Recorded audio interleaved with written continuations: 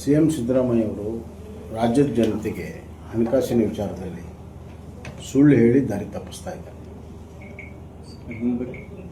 ನಾನು ಆರ್ಥಿಕ ಶಿಸ್ತಿನ ಒಳಗಡೆ ನಾನು ನಿರ್ವಹಿಸಿದ್ದೇನೆ, ಆರ್ಥಿಕ ಶಿಸ್ತು ಒಳಗಡೆ ಸಾಲ ತೆಗೆದುಕೊಂಡಿದ್ದೇನೆ ಅನ್ನುವಂಥ ಮಾತನ್ನು ಹೇಳ್ತಾರೆ. ಆದರೆ ಇವತ್ತು ಅವರು ಮಿತಿಯ ಕೊರತೆ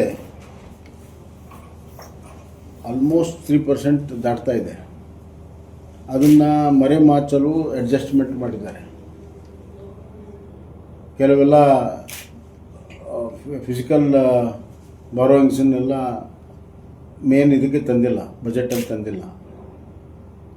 ಮಿತಿಯ ಕೊರತೆ GSTPಯ 25% ಒಳಗಡೆ ಇರಬೇಕು ಅಂತಿದೆ. ಅದನ್ನು 24.94 ಅಂತ ತೋರಿಸಿದ್ದಾರೆ. ಅಂದರೆ 0.6 ಅಷ್ಟೇ ಉಳಿದಿದೆ ಅಂತ. ಆದರೆ ಆ್ಯಕ್ಚುಲಿ ಲಾಸ್ಟ್ ವರ್ಷವೇ 25 ದಾಟಿದೆ, ಈ ವರ್ಷಂತೂ ದಾಟಿದೆ.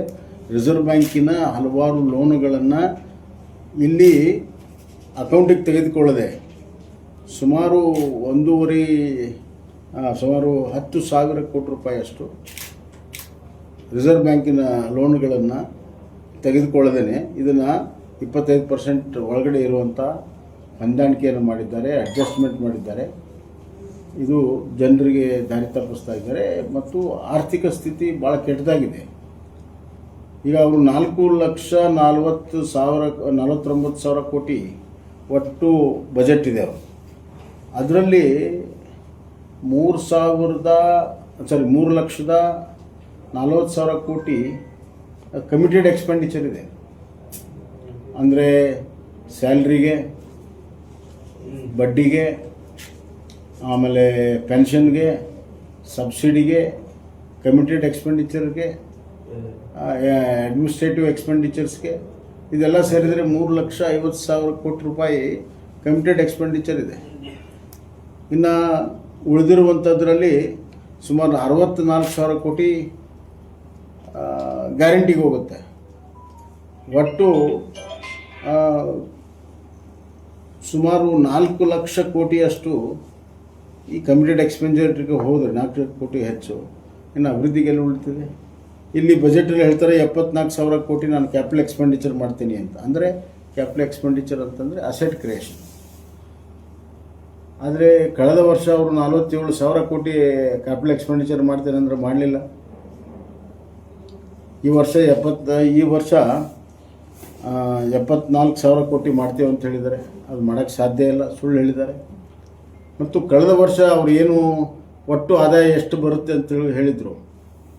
ಮೋಟರ್ ವೆಹಿಕಲ್ ಟ್ಯಾಕ್ಸ್ ಹೆಚ್ಚು ಮಾಡಿದರು, ಸ್ಟ್ಯಾಂಪ್ ಡ್ಯೂಟಿ ಹೆಚ್ಚು ಮಾಡಿದರು, ಪೆಟ್ರೋಲ್ ಮೇಲೆ ಸೆಸ್ ಹೆಚ್ಚು ಮಾಡಿದರು, ಆಮೇಲೆ ಸರಾಯಿ ಮೇಲೆ ಹೆಚ್ಚು ಮಾಡಿದರು, ಆಮೇಲೆ ಲೋಕಲ್ ಟ್ಯಾಕ್ಸ್ ಹೆಚ್ಚು ಮಾಡಿದರು, ಲೋಕಲ್ ಸೆಸ್ ಹೆಚ್ಚು ಮಾಡಿದರು. ವರ್ಷ ಇಡೀ ಹೆಚ್ಚು ಮಾಡ್ಕೊಂಡು ಬಂದಿದ್ದಾರೆ.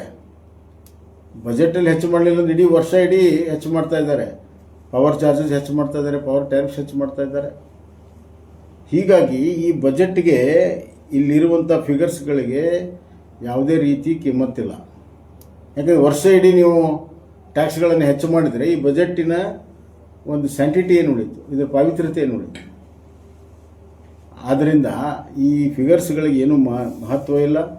ಅಭಿವೃದ್ಧಿಗೆ ಮತ್ತೂ ಹಣದ ಕೊರತೆ ಆಗುತ್ತೆ. ಇವತ್ತು ಒಂದು ಒಳ್ಳೆಯ ಬಜೆಟ್ ಅಂತ ಪ್ರೂವ್ ಆಗಬೇಕಾದ್ರೆ ಒಂದು ವರ್ಷ ಕಾಯಬೇಕು. ಇದನ್ನು ಓದಿ ನಾವು ಒಳ್ಳೆಯ ಬಜೆಟ್ ಅಂತ ಹೇಳೋಕ್ಕಾಗಲ್ಲ.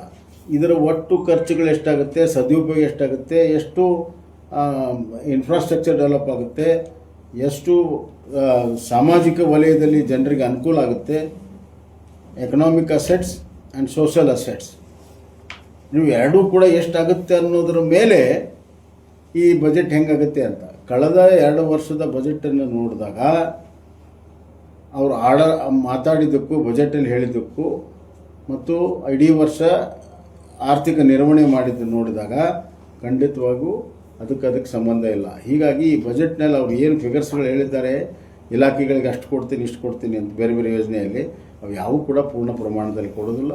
ಕೇವಲ ಬಜೆಟ್ ಪುಸ್ತಕದಲ್ಲಿದೆ. ಇದನ್ನು ನಂಬಕ್ಕೆ ಆಗದೇ ಇರುವಂಥ ಒಂದು ಬಜೆಟ್ಟು.